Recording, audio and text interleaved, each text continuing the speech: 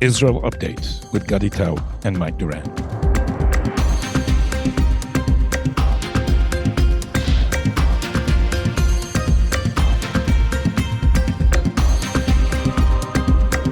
Hello and welcome to Tablet's Israel Update. It's the fourth candle of Hanukkah now. It's the 17th of December 2025 and I am Gadi in Tel Aviv. However, Master Spy Mike Duran is, where are you, Mike? I'm in Iceland. It's very dark in Iceland in the I'm in winter, the apparently. middle of nowhere in Iceland. It is very dark. Is it also a bit cold? It's not as cold as you'd think. I mean, the name suggests it's really cold, but I think it's colder in Washington, D.C. right now. I sent you a clip of an Iceland comedian. Let's put that in the comments in the description of this video, so other people can enjoy Icelandic folklore. So what do we have on our plate today? Okay, so Gadi, of course, on Monday there was a terror attack at Sydney's Bondi Beach at the Hanukkah event. It killed 15 people, including Israeli Chabad emissary Rabbi Eli Schlanger. Uh, Israeli intel is suspecting that there's Iranian backing, and in fact, today, uh, the head of the Mossad, David Barnea, said explicitly that Iran was behind this. Although that isn't the dominant interpretation in the Australian press, or so I gather. On Sunday, Gadi, Israel's High Court of Justice unanimously struck down the government's attempt to dismiss Attorney General Gali Baharav Miara. And I'm going to ask you to explain that to us. Also on Sunday, the IDF announced the assassination of Rad Saad, Hamas's second highest ranking officer in Gaza. Commentators in Israel are split on the impact of that assassination. Yediot Ahronot's Avi Sakharov said that it changes little without bigger developments in Gazan politics, while others said it was a major blow to Hamas. The Israeli press quoted a Gulf diplomat, this is the Israeli press that's hostile to Prime Minister Netanyahu, saying that the simultaneous approval of 19 West Bank settlements, quote, closes the door to normalization with Saudi Arabia. On Tuesday, President Trump said that his administration is looking into whether the Rad Saad assassination violated the Gaza ceasefire. That is also being used by Netanyahu's enemies to attack him. I'm going to ask you to tell us a little bit more about that as well. At the same time, Gadi, throughout the week, there have been a number of calls by prominent groups and individuals, including a group of former hostages in Gaza, calling for a commission of inquiry into October 7th. This is, I think, by my reading, part of the shaping of Israeli politics by the impending election, and I'm going to ask you about that as well. Over to you. So, first, the Bondi Beach assassination.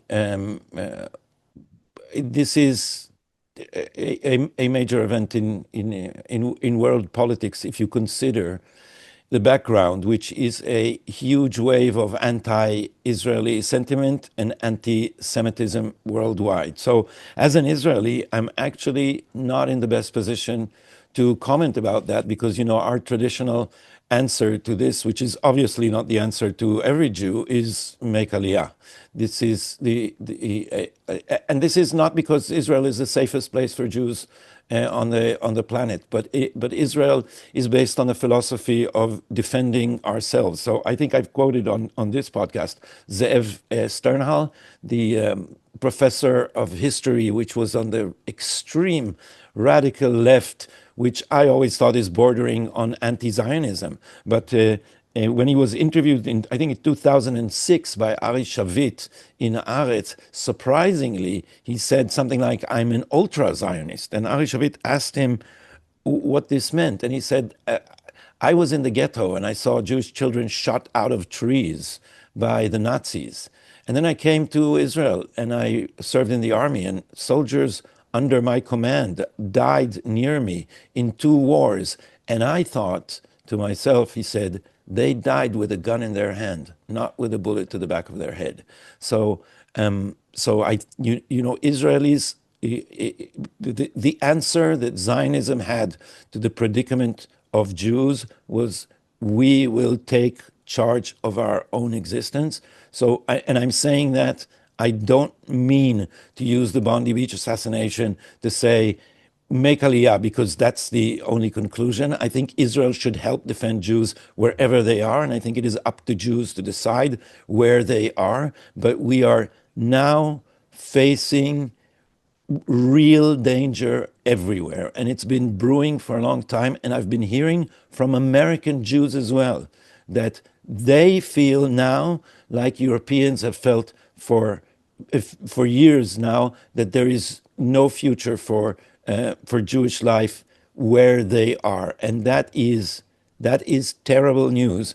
And I think we should fight for the future of Jewish life in the United States, and not succumb to what many European countries have, saying, there's a German commissioner against anti-Semitism, Mr. Klein, I think his name is, who said a few years ago, well, take your kippah off if you're in public.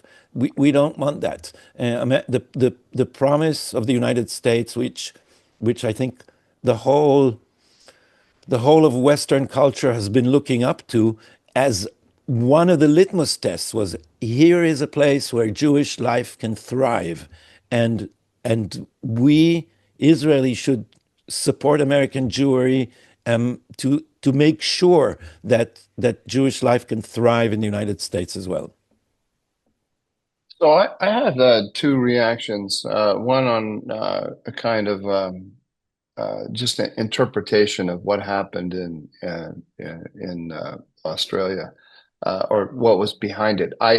My immediate assumption, maybe assumption is too strong, but I'm immediately suspicious, and I tend to think that Iran is behind these things. One has to be very careful because there's a lot of things going on. And it doesn't, the Iranian hand doesn't have to be everywhere, but we know that the Iranians have been looking to find a way to retaliate for the 12-day war, and just to retaliate against Israel in general. And we know that they attack Jewish communities as a way of retaliating. That goes all the way back to the attack in Argentina. And we have David Barnea, the head of the Mossad, saying Iran was behind it. He's saying it definitively. He's not saying we suspect. He's saying it. And the Israelis apparently warned last month the Australians that they were concerned about this. Australian seems to be a major failing of Australian national security team. These father and son team of terrorists. They went on in November. They went for a month-long vacation to the Philippines, where they went to Mindanao, where there's an ongoing insurgency, an ISIS-backed insurgency, and they were already on the watch list of suspicious for the suspicious activity. So for them to go away to the Philippines in November for a vacation to Mindanao is a huge failure, I think, of the security services. We'll find out eventually. More information will come out about what the Israelis have, why they think it's the Iranians. All the press reports that I saw, I can't say that I did a comprehensive search. But the press reports I saw coming out of Australia always said ISIS, ISIS, ISIS. Because they had an ISIS flag in their car and so forth.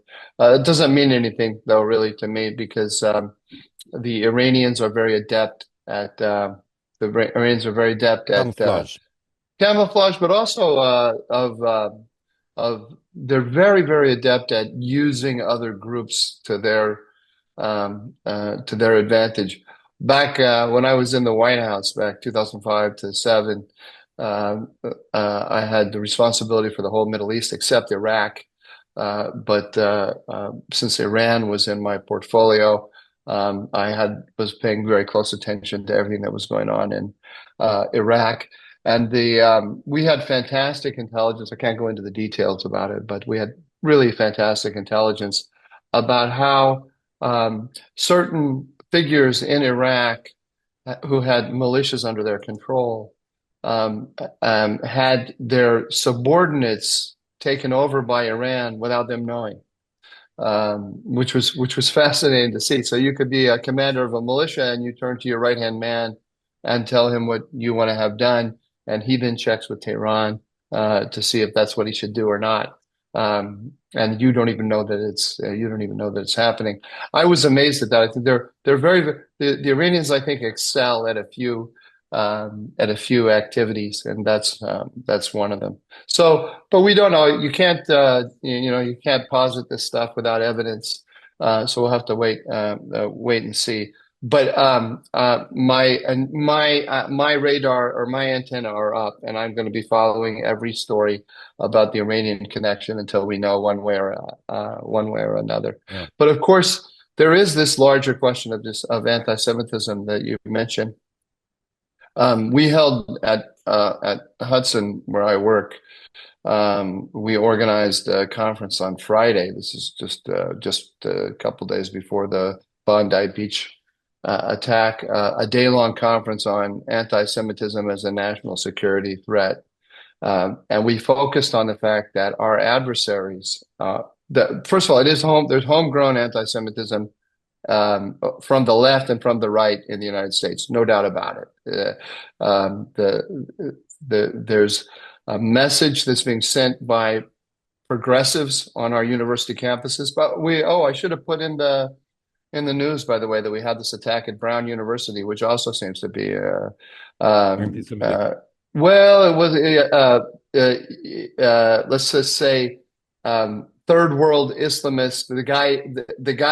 I'm reluctant to say because I don't think we still don't know the identity of the shooter, but there's sites, reasonably credible sites on X that are identifying him as a Middle Eastern studies LGBTQ rights advocate of Palestinian origin. We'll see. We'll find out. Well, I don't want to start just spreading information that I got off social media without having it all verified. But he killed the person who was killed there was the vice president of the conservative students. I think she was a Christian, Christian conservative. But anyway, it's in the same kind of frame, that attack. So we've got this homegrown, we've got transnational progressivism, which is depicting Israel as part of a general Western racism. If you think about the 1619 Project, says that the United States, from before its founding, was a racist endeavor. And then the U.S. support for Israel is depicted as the foreign policy arm of this inherently racist endeavor that is the American project. And then from the right, we have Tucker Carlson and his ilk, who are saying that maybe the United States was founded on acceptable principles, but since 1945, the system has been totally corrupted. Why? Because the Jews have taken it over. A cabal of Jews has taken it over, and American foreign policy has been hijacked by this Jewish cabal. So you're getting, and this is homegrown, from the left and from the right, the notion that the United States is fundamentally corrupt, fundamentally flawed, and somehow the Jews are at the center of this moral rot in the United States.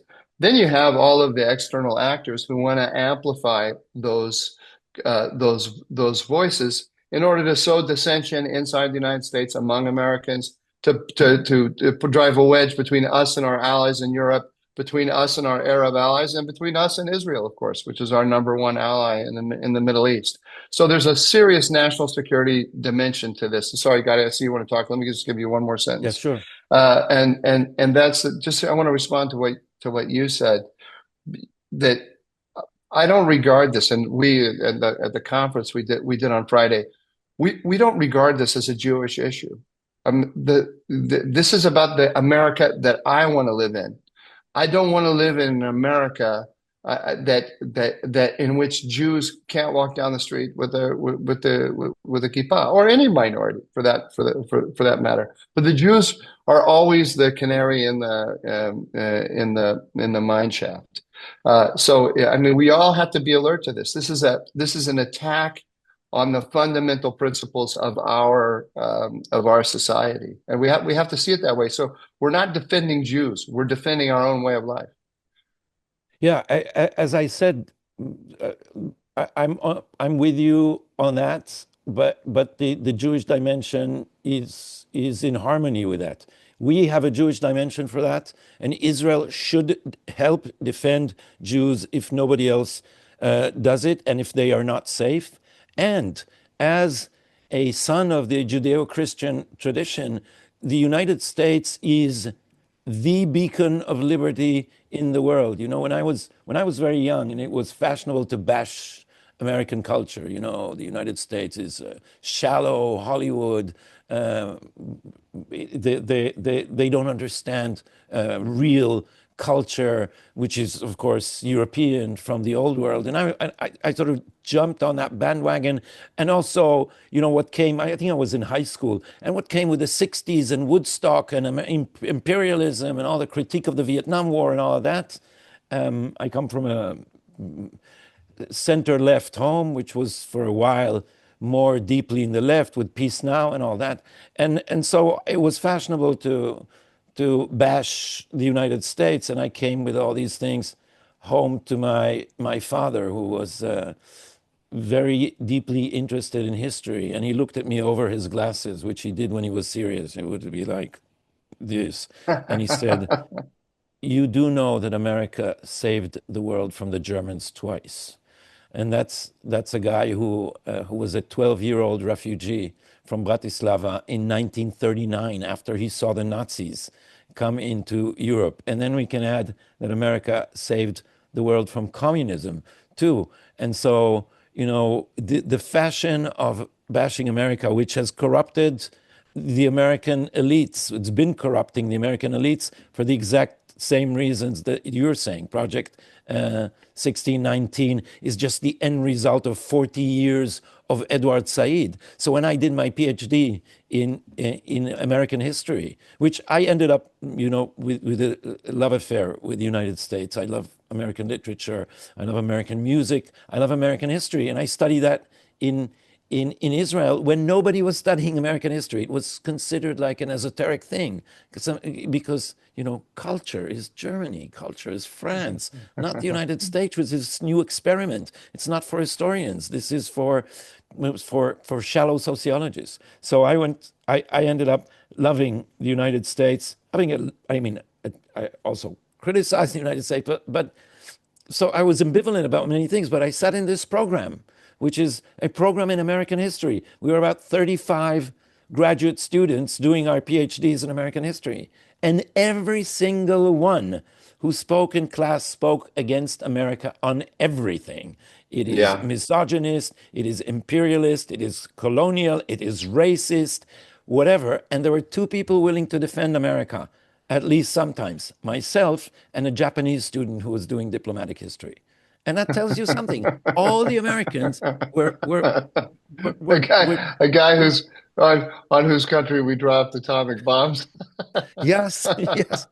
So we were the only Uh, ones willing to defend America. So elites in the United States have basically fallen asleep on their watch because in the name of fighting racism and discrimination, they've been bashing the United States and letting in.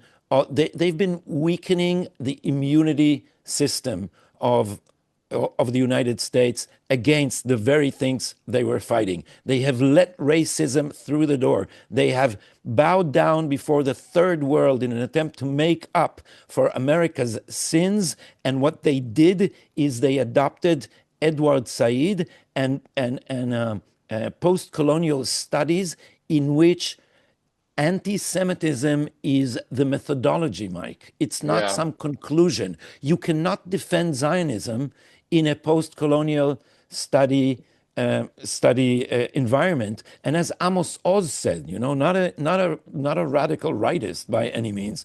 Amos Oz said, if you believe in the right of all peoples to self-determination, except the Jews, then you're an anti-Semite. So if you're an anti-Zionist, the only way that you can be an anti-Zionist without being an anti-Semite is if you reject nationalism everywhere. If you do not believe that any people has the right to self-determination, if you want to abolish all nation states, then if you want to abolish Zionism as well, then you're at least consistent. If you want to abolish only Israel, and if you believe that everyone has this right, which is a natural right, except the Jews, then anything that says except the Jews is ipso facto a form of anti-Semitism.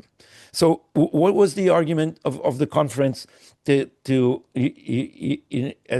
define anti-Semitism as a national security threat? I mean, what you said makes sense to me as a threat to American values. How is it a threat to American security?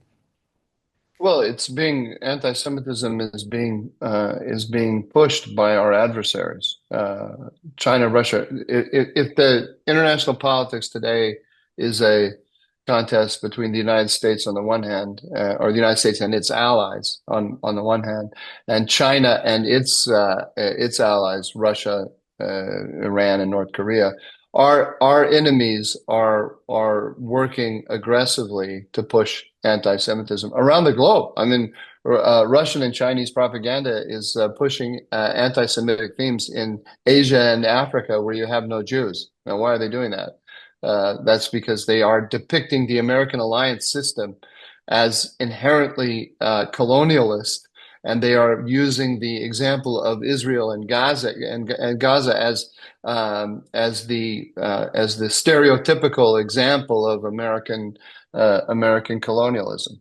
They are amplifying anti-Semitic voices inside the United States because it sets us against each other. I mean, the argument about Israel in America has always been and is now an argument about America. It's not simply or primarily an argument about Israel. It's about what kind of country do we want, who should be ruling it, what should the principles of the of governance be, and so on and so forth. So we need to be aware of the fact that this larger contest is going on, and how our adversaries are using it. That's why I think we need to look closely at what happened in Bondi Beach. Maybe this was just two fathers, two crazy guys, a father and son team, who decided they wanted to kill Jews.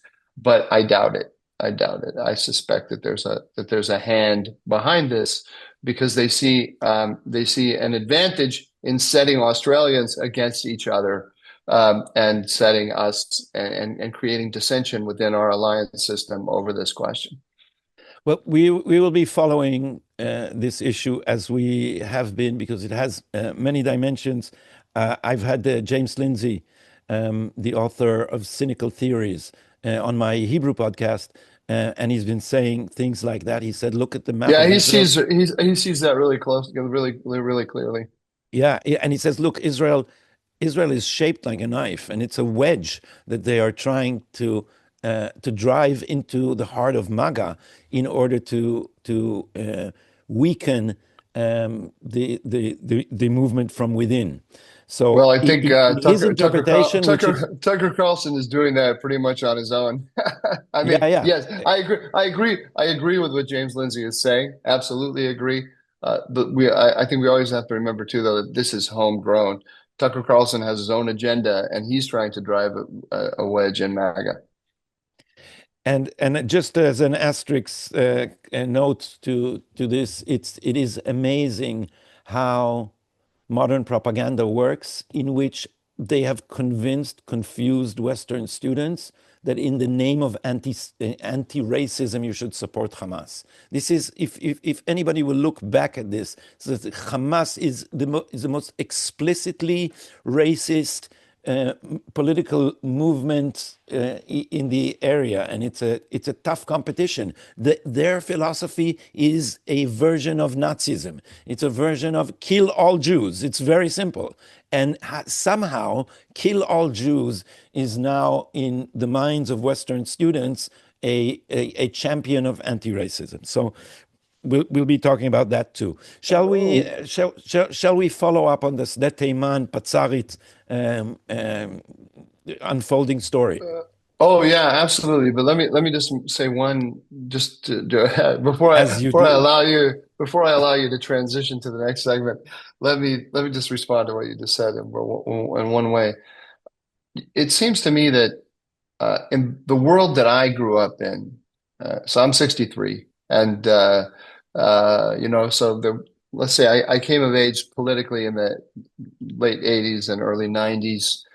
In that world, there was a media landscape that people today, young people, kids, my kids are not familiar with at all.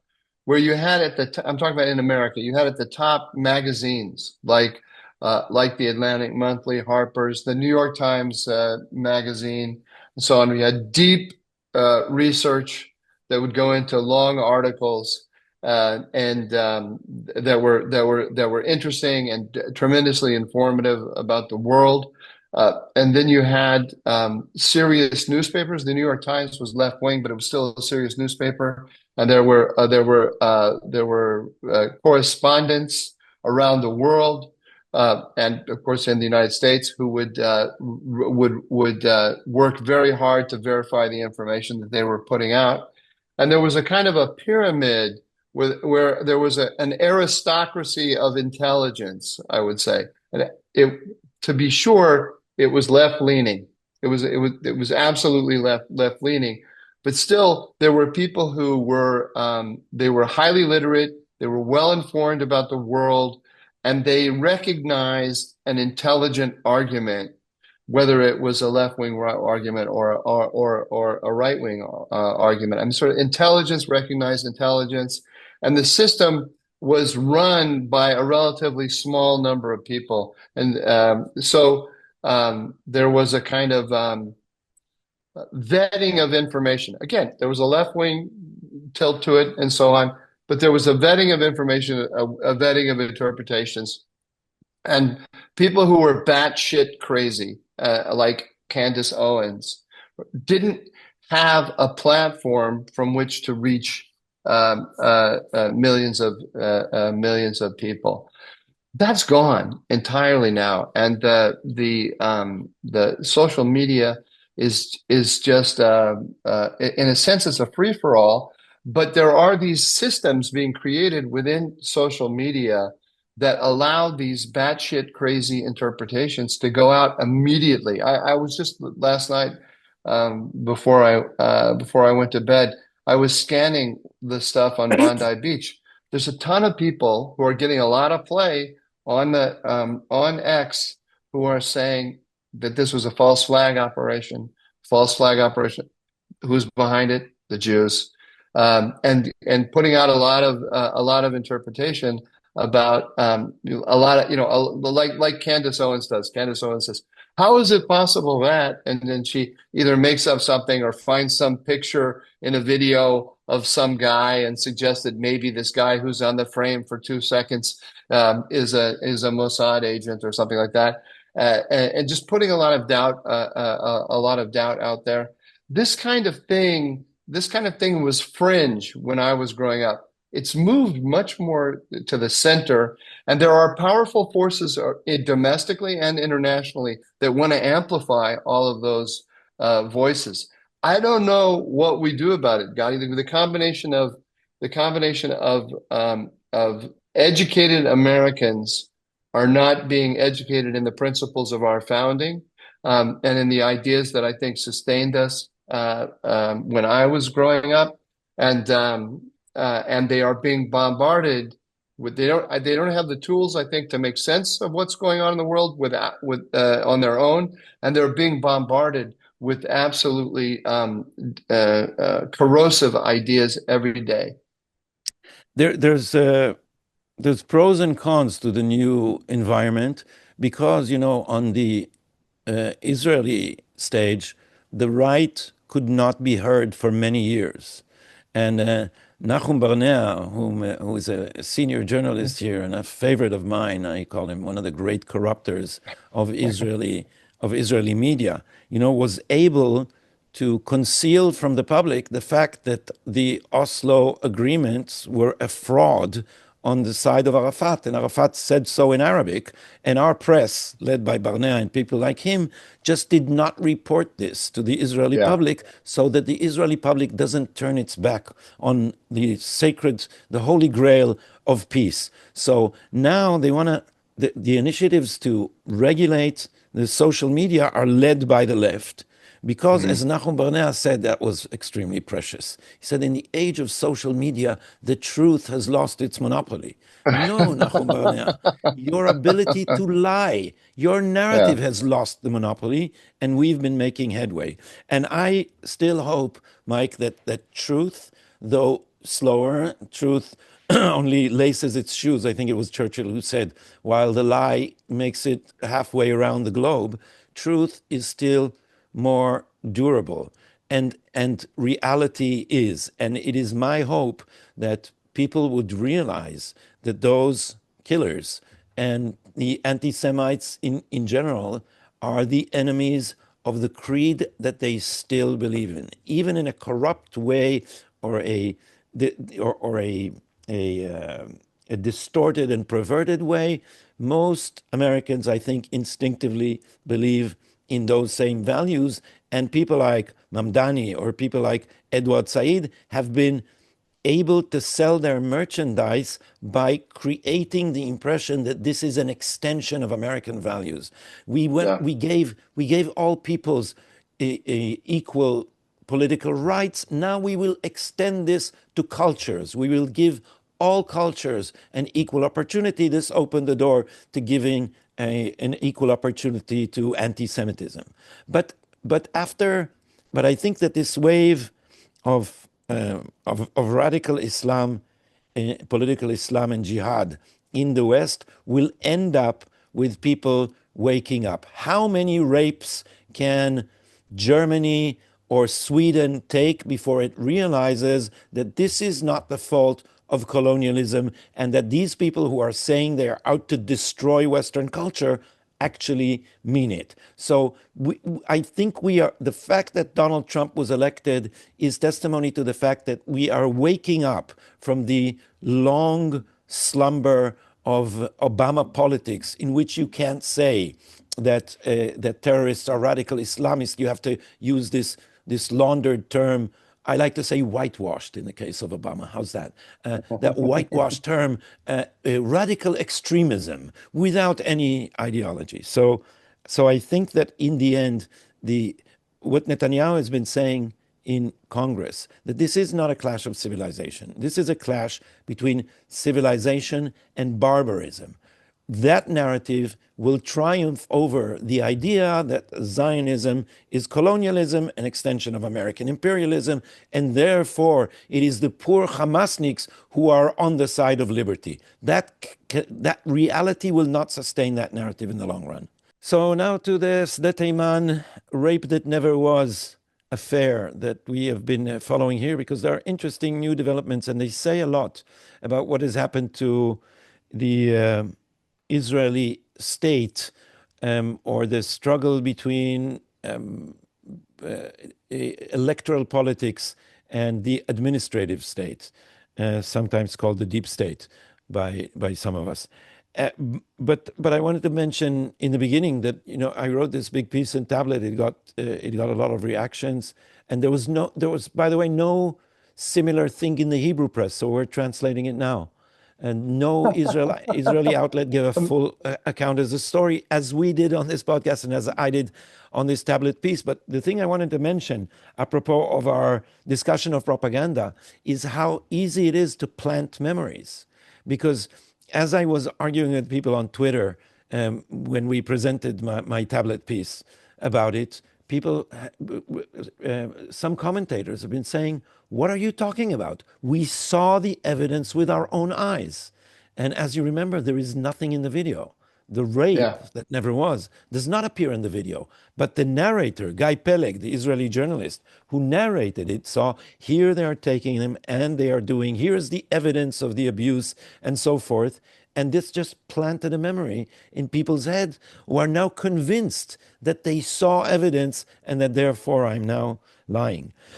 So when we left the affair, the Patsarit, they call her the Army Advocate General, who is basically the head of the prosecution in the army, was exposed lying and then resigned in disgrace and was investigated and did something that seemed to have been a staged suicide attempt. And after she had lied to the court, rifts have been opening in the administrative state coalition. And apparently the Supreme Court was furious that it was defending the integrity of law enforcement in the army, and the head of law enforcement in the army has been just point blank or lying through her teeth to them. And so they were furious. And when the Attorney General of the State of Israel, who defended the Army Advocate General and defended the integrity that that woman didn't have, also lied to the court. And so the court ruled that there was a conflict of interest, and she no longer can supervise the investigation of how the tape was leaked. So after this slightly complicated introduction, what transpired and what we learned since is amazingly interesting. Because how was all of this exposed? It was exposed because someone in the army prosecution had to go through a polygraph test, and she failed the polygraph test administered by the Shabak, and then she admitted that it was the Advocate General who leaked the tape to the press. And so this landed on the desk of the new head of the Shin Bet, David Zini, who is not from the same milieu of the administrative state's progressive cohort. And he passed this along to the chief of staff of the army, because technically the chief of staff of the army is also the commander above the army prosecution. And then the Yoamashit, the Attorney General of Israel, your favorite Gali Baharav Miara, who is basically the head of the opposition to Benjamin Netanyahu's coalition. She's supposed to be their Advocate General. She's supposed to be it's called the government's the legal counsel to the executive. She's the legal counsel to the executive as well as the head of the state prosecution. So she is a major obstacle to the ability of the coalition to rule, because she hinders every move that they make. She told the chief of staff of the army, Eyal Zamir, sit on this and don't give this information to the Minister of Defense. And he defied her, which is a novelty, because she is the de facto sovereign of Israel, basically. The judiciary believes that her advice to the executive is obligatory. They cannot defy her advice. So technically, she's above the executive. And she told the chief of staff of the IDF to sit on this information. And he defied her for the first time. And why did he defy her? The answer in 2 words, David Zini. Because he understood that if he tries to cover this up, David Zini will take it to the prime minister. So he went on and gave it to the politicians. It now turns out that Gali Baharav Miara has also ordered the police not to investigate the issue Wow. of the Patzarit, which was On exposed by. what basis do we know? I said so. I will take charge of the investigations. He said, you don't need to do it. So, so she received a serious blow from the Supreme Court when the Supreme Court says, you're in a conflict of interest. You can no longer investigate this because you have been defending the Army Advocate General and saying that we should remind our listeners of an important piece of this. The Army Advocate General, Ifat Tomer Yerushalmi, pretended to investigate the leak that she initiated. So she was pretending in front of the whole of Israel that she's investigating this thing, which she knew she did. And the question is, was the Attorney General, Gali Baharav Miara, helping her cover this up? Or was she innocently misled and presented the case to the Supreme Court without knowing that she's helping a cover-up? But the Supreme Court finally ruled that she is in a conflict of interests because she is at least a witness, if not a suspect, in the story of the cover-up. And she has been refusing to relinquish the authority over this investigation. So the court ruled that she has a conflict of interest, and also that the Minister of Justice can appoint a special prosecutor to follow the investigation, make sure that the investigation is conducted properly.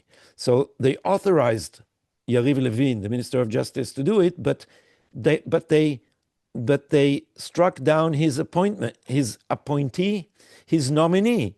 So for no apparent reason. And so he came up with a new nominee, and then they struck that down too. Again, with what seems to be, flimsy excuses. So he's authorized to appoint someone to follow up, but he can't because they won't let him. And time is elapsing. The investigation is proceeding without any overseeing prosecutor appointed by the Minister of Justice. You basically predicted this. What? You basically predicted this, that this is what they were going to do. We've seen this so many times because the court was offended by the fact that these people lied to them, and then it remembered that they are on the same team. So now it recalibrated everything and remembered what's what, and now it's helping the cover-up, or so it seems. But here's one of the most interesting things. At the head of the police investigating unit, which is Lahav 433, Lahav 443, which is the elite investigative unit of the Israeli police, there was a guy by the name of Meni Binyamin. He was suddenly not indicted, but an investigation against him began on the order of Gali Baharav Miara by internal affairs of the police.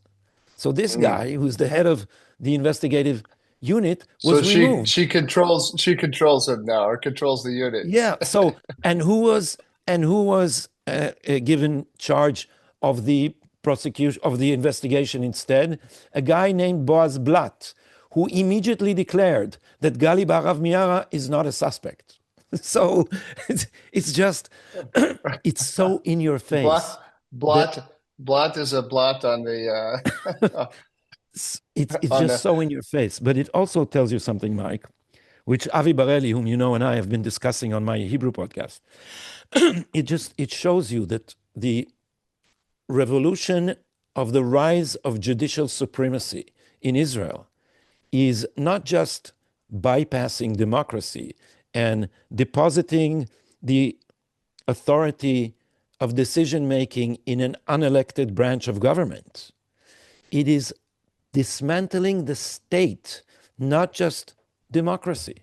Because if a state, as Max Weber famously said, is a monopoly on the legitimate use of violence, of force. So every use of force in a proper state, when it is legitimate, it is authorized by the state. So if you beat your child, that's not legitimate violence. If you are, say, forcefully hospitalized, it has to be a psychiatrist authorized by the state. So they have basically dismantled the monopoly on the use of force, because Gali Ba'arav Miara's police has arrested someone from the Israeli police for attempting to investigate her.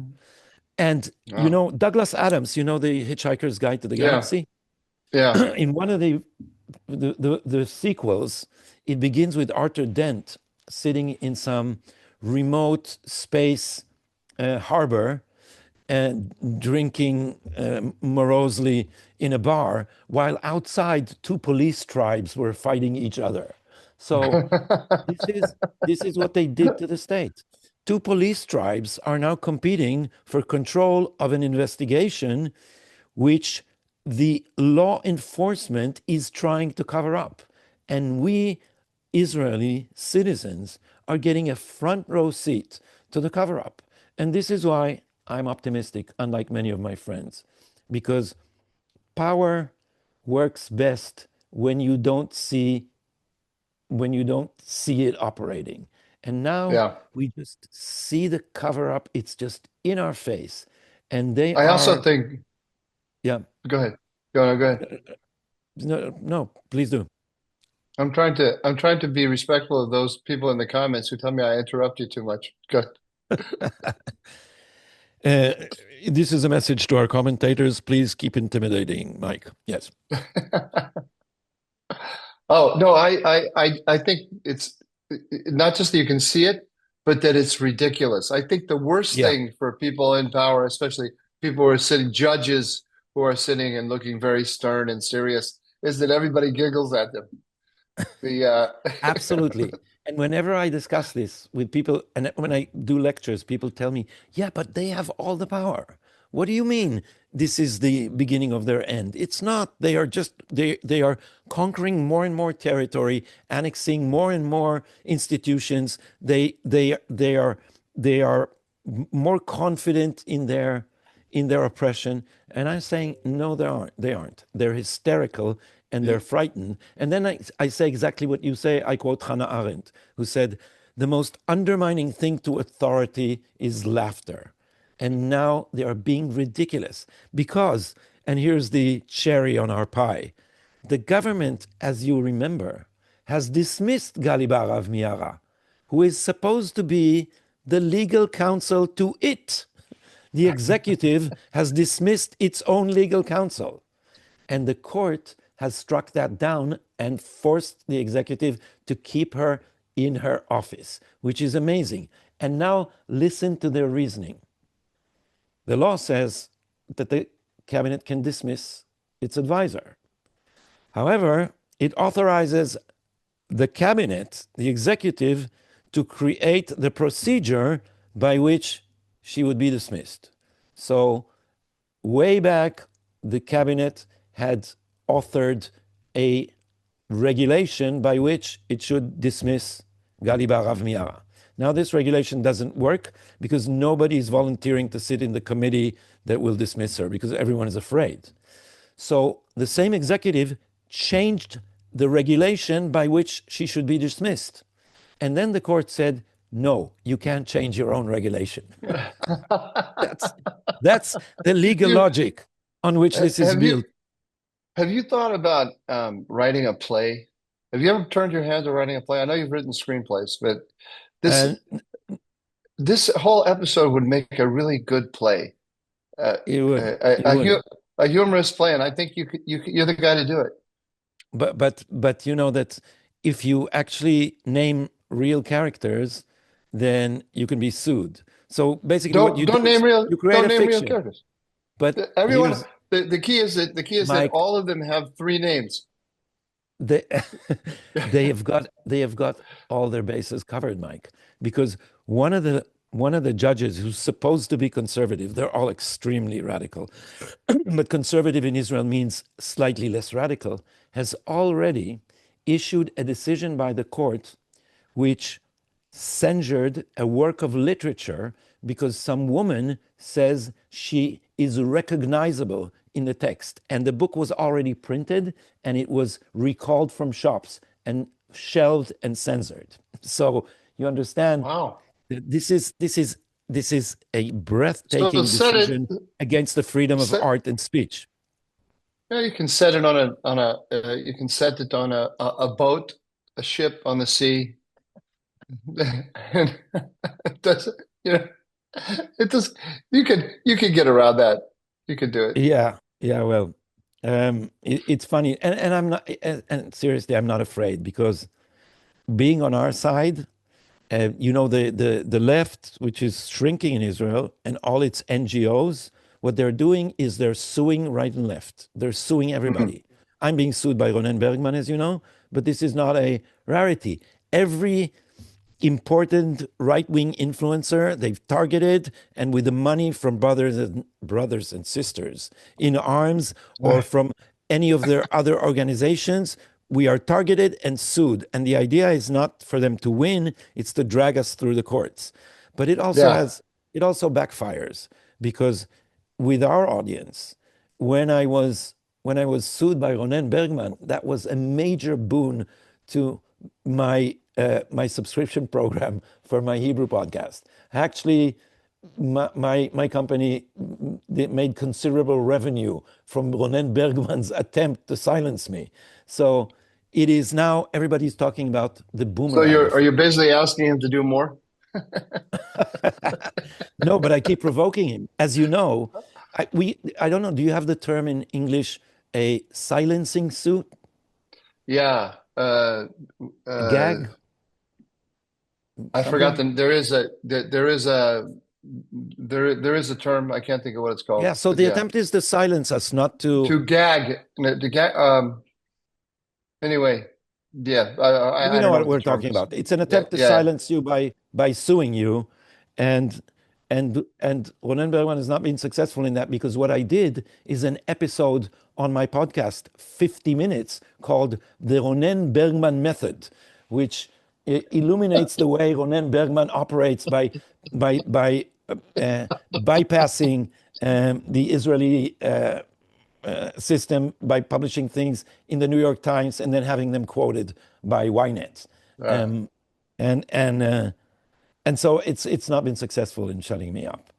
So this is the update on Sde Teiman. It is maybe I should end with another comment. Look, they have managed to cover up way more serious things. The Israeli police has been illegally using cyber weapons, mass use of cyber weapons, which is illegal against Israeli citizens.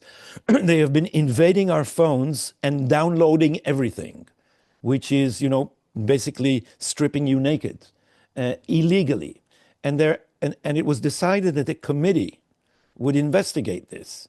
And a judge was appointed, and the committee has never convened because Gali mm, Barav Miara, who is in charge of the same system, keeps asking the Supreme Court to postpone the investigation, and it keeps granting her more and more time. So it's been years now that this has been dragging on. So they are able to cover up major, major infractions by law enforcement. But this time they made a serious mistake. They touched our soldiers.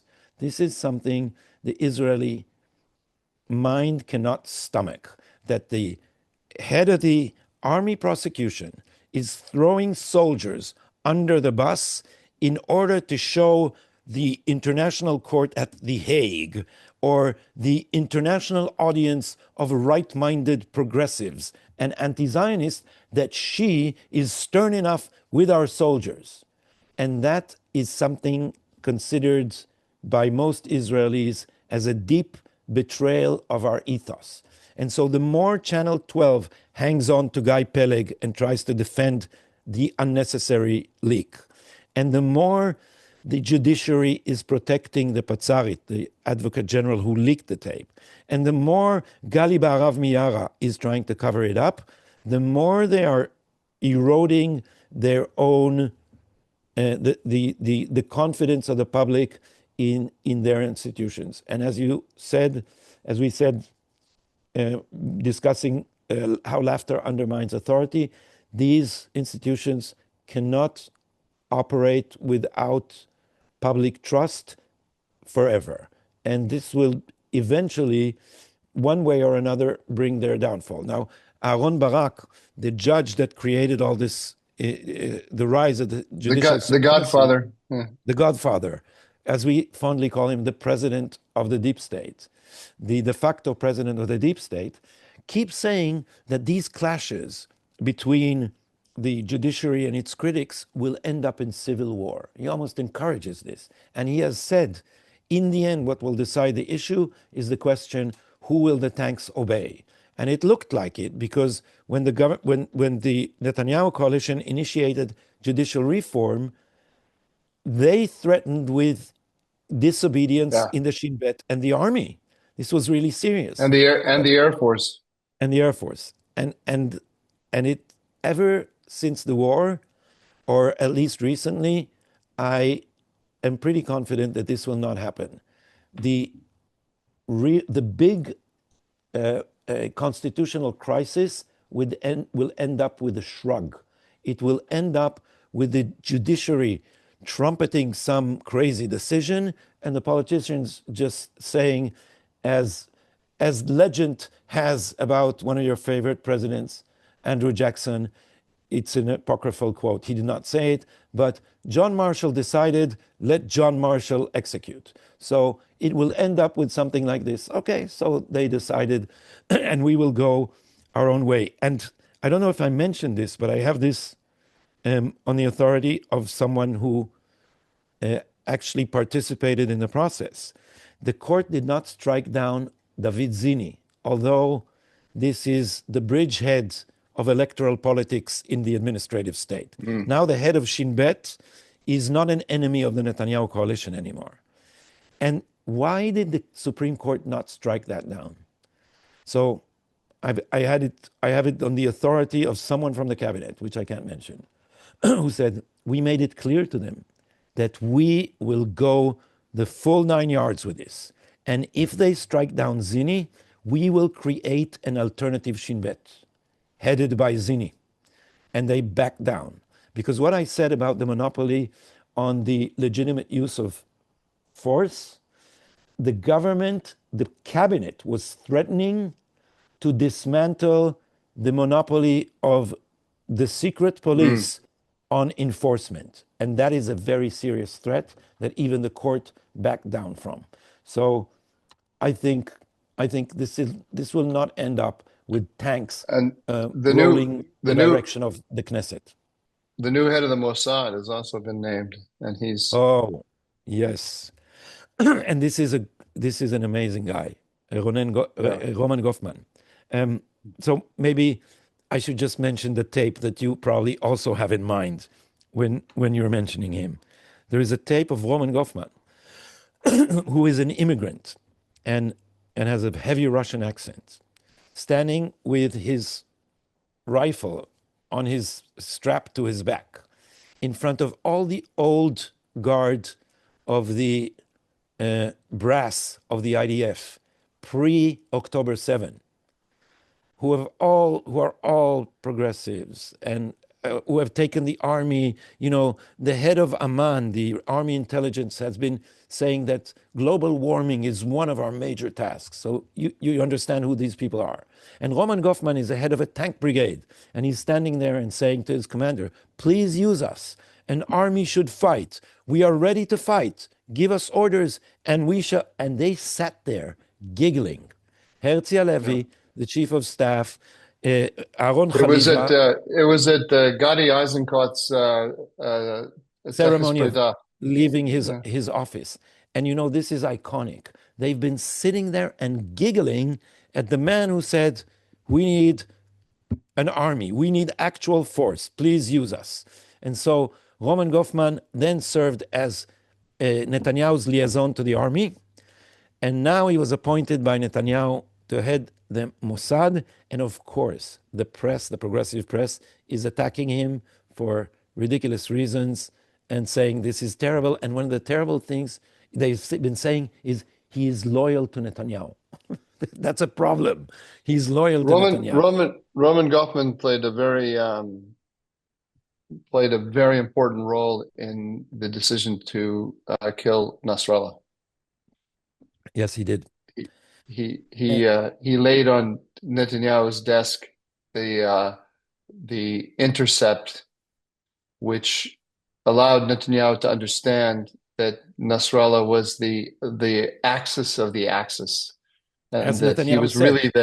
he was really the strategic brain of the Iranian axis against Israel. Once Netanyahu realized that, he gave the order to kill him. And if you want to listen to Netanyahu's version, you can go to our episode where my interview with Netanyahu is translated, and he used this exact phrase. He said, "When I got this report, I realized that Nasrallah was the axis of the axis." So you can listen to what Netanyahu said. Goffman is behind the scenes, but according to Mike, I don't know that from Israeli sources that he was the one to submit the report, but I'm sure that's true. So I know it. I know it. You know it. You have it on authoritative. Absolutely, yeah, absolutely unimpeachable authority. All right. What else on our agenda before the dumb mistake He is gave it to American foreign him. policy? Do you want to postpone that and discuss it in detail next time, Mike? Yeah. Let's Yeah. postpone. But just quickly, yeah, I may get the hours wrong, but he laid it on Netanyahu's desk, let's say about 7 o'clock at night, and then he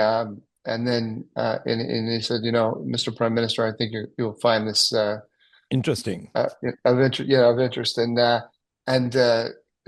Netanyahu calls him. I'm probably going to get the story wrong now because I don't have a good memory for these things. I think he called him back twice, like once at 11 and then once again at midnight. And he said, "We have to kill him. We have to kill him." And then he called him the next morning at 7 in the morning and said, "We're going to do it." Something like that. But there was he couldn't believe what he saw after reading someday. Yeah, I would love to know exactly what. I don't know exactly what was in there, but so let me add an anecdote because of why Roman Goffman was really pissed off at me. When I did the Netanyahu, no, in a friendly way, but he was furious. When I did the Netanyahu interview, it was supposed to be a short interview, and in the middle of it, Netanyahu decided to lay out his entire plan for the war and all the major decisions. And so he had half an hour, and he was supposed to speak to Marco Rubio after that. And we only and we discussed this, and we only got to the beepers. Right, this is before Nasrallah, and I thought, oh, we ran out of time because he has to speak to the American Secretary of State, and so when he got up, he said, "We'll take a break." He didn't say, "Okay, we've ended." He said, "We'll take a break." And so I get out of the room for him to speak with Marco Rubio, and Roman Goffman is standing there with people from the IDF and saying, "What? More time? We've been waiting for this." And then I said, "Just 10 minutes after that," and 10 minutes after Marco Rubio. And when we got back, I got 40 minutes more with Netanyahu because Netanyahu was going on. I was not going to stop him. And so when I come out, Roman Goffman is red in the face.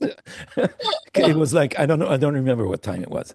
But Roman Goffman is, he's a straight arrow. He's an honest guy. He's not an ego.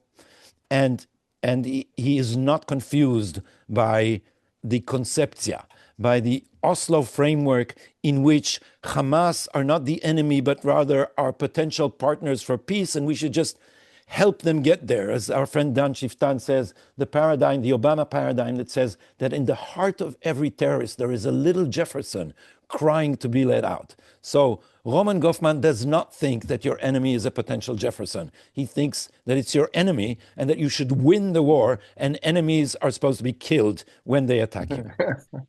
So, can I make a transition, Mike? Pretty please. You have my permission. Oh, that's amazing. I'm thrilled. So I'll take it back to you with a dumb mistake. Oh, okay. My dumb mistake. Uh, find it here now. Pardon me. One second. My dumb mistake is actually from our vice president, which I do with a heavy heart. I I I I like to support the Trump administration. Um, so there was a tweet by a left-wing guy, by the way, but I think the left-wing guy uh, said something that was true. He tweeted, he said that research suggests that America is becoming more anti-Semitic because its young people are becoming more anti-Semitic. And that is true on the left and on the right. And I think that that's absolutely um, impossible to disagree with that statement. But J.D. Vance tweeted on top of it, and he said, mainstream journalism is referring to this guy. He says, mainstream journalism is just profoundly uninteresting and lame, consumed by its own pieties. To write an article about the quote unquote generational divide in anti Semitism without discussing the demographics of the various generations is mind boggling. Okay. So what is he trying to do here? First of all, you have to understand that the vice president has been criticized because he's very close to Tucker Carlson. And after Charlie Kirk was assassinated, the vice president hosted the Charlie Kirk's podcast, and his guest, he hosted it in his office in the old executive office building, and he brought as his guest Tucker Carlson, and that was coming at a moment. You'll remember in the lead up to Charlie Kirk's death, there was a lot of pressure on Charlie Kirk to distance himself from Tucker Carlson because Tucker Carlson had brought in Nick Fuentes, who's an anti-Semite and racist and so on. And so the vice president has been basically denying that there's a rise in right-wing anti-Semitism. And because if he admits it, then we have to look at Tucker Carlson and we have to look at his relationship with Tucker Carlson, and he doesn't want any of this to be seen. So what he's suggesting here in this tweet is that there's a rise in anti-Semitism because there's been an influx of immigrants into the United States. So we have imported the anti-Semitism demographically, and this just doesn't hold up because the problem is that As people we like know, Tucker Tucker Carlson. Carlson is an immigrant. Right, exactly, and he's instilling it of immigrants like himself. So it's just it's a transparent attempt to paper over the elephant in the room. Can you paper over an elephant in the room? You know, to cover up the elephant in the room, and it's not going to work. Basically, to paraphrase you, reality gets a vote. There's reality here, and it's the reality staring us in the face. It's very disturbing. I don't want to admit it. I would like to go away. I had tried not to see it myself for a while, but it's there. We got to deal with it, and the vice president is going to have to deal with it too. Yeah, it's something that we should also follow. It's certainly Israelis are certainly following it, but Vance is also in an awkward position if Tucker Carlson is undermining the Trump administration, and JD Vance stays friends with Tucker Carlson, then there is a possible conflict of interests here between him and the president. Yeah, they have to We'll see see. that. They're gonna have to see that. That's what. By the way, I've got an article coming out saying that. You have an article? Yeah, coming out saying that Always, soon. I'm speaking to our listeners. Always read Mike's articles. I do. Do as I do. Um, Coming out in um, uh, early January, I think. Coming out in tablet. oh, you plan a lot in advance, Mike. Well, no, I, it's their next. They have a tablet now has a what do you call it? You know, a paper magazine. What do you yeah, call it? it's got a print edition. A print. They have a print magazine. So it's going to be an article in their next print edition. In Israel, we can't plan articles 2 weeks in advance because you'll probably be in a very different Israel 2 weeks from now. So you never know. My dumbest take is Barak Ravid. Barak Ravid works on Axios, and it has been his mission to create rifts between the Trump administration and Netanyahu for internal Israeli reasons. And the internal Israeli reasons are always to undermine Netanyahu. This is the permanent agenda of Israeli journalism or the mainstream media to which Barak Ravid belongs. So famously, he interviewed Trump and tried to get quotes from there in order to show that the rift between Trump and Netanyahu is so deep that it will never be mended. And as we know, it has been mended since a few times. So the new Barak Ravid Axios piece said that the White House is furious about the assassination of Raed Saad, one of the leading Hamasniks, and this is allegedly a violation, or at least on the face of it, it's a violation of the ceasefire, and it's also a signal by Israel that since the Trump deal includes the dismantling of Hamas, we will take the disarming of Hamas, we will take out the person who is trying to rearm Hamas, and that Hamas operatives are nowhere safe. And so, according to Barak Ravid, there was a new rift between the United States and Israel. Apparently, this time it was final and deep and unbridgeable. And then Trump was asked about it and said something very lukewarm, that we are looking into the issue to see what it Yeah, we're is. examining it. Yeah, I And quoted once it in the again, news. so once again, this the manipulations of the anti-Netanyahu press have not been working. I think in the long run, they have been backfiring. Because if you look at the Netanyahu trial, what is at the heart of the Netanyahu trial? Netanyahu supposedly received positive coverage for, and he gave whoever owned the company, he gave them regulatory waivers. So trying to sue Netanyahu for positive coverage is it's the joke of the century. How about trying to sue Trump for getting positive coverage from the American press? It's completely ridiculous.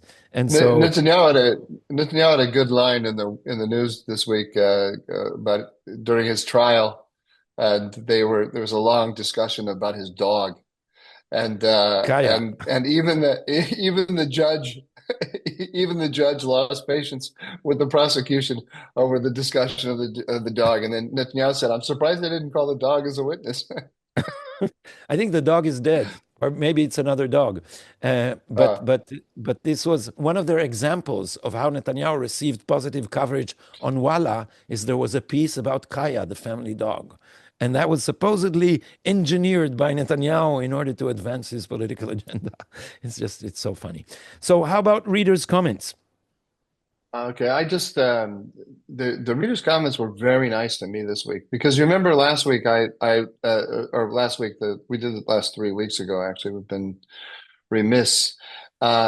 You remember that two things about our last episode. I talked at length about Azerbaijan, but I also mentioned that there was a lot of criticism of me interrupting you, and people Mhm. also said that we have to get rid of the silly humor.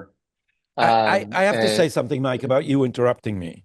Is that yeah. I don't see it as interruptions. I have to tell our viewers and listeners, we have discussed this behind the scene, saying that sometimes I get carried away because I assume that people understand Israeli affairs not as I do, but more or less like the Israeli public. And you are there to stop me in order to have me clarify things that Americans may not understand. So there is logic behind your unacceptable rudeness.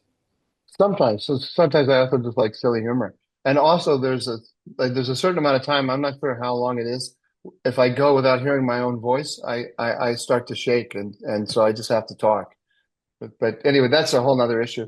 Um, the Anyway, I brought those things up, and then there was a lot of readers wrote back, and I have to say most of them said that they like our silly humor.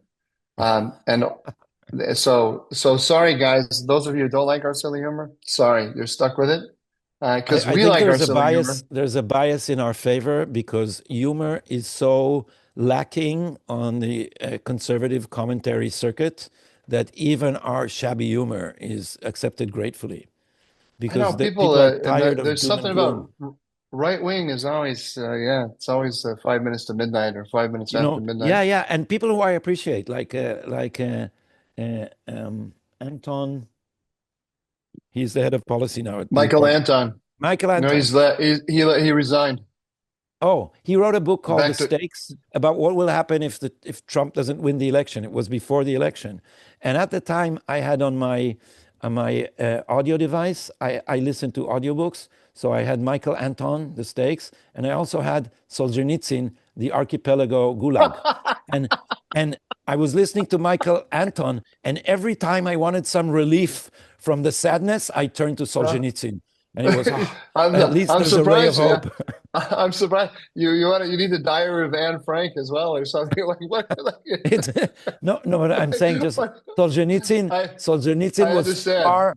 far more optimistic than Michael Anton. He was I know. he was a breath of fresh air. Yeah, Not that the book, yeah.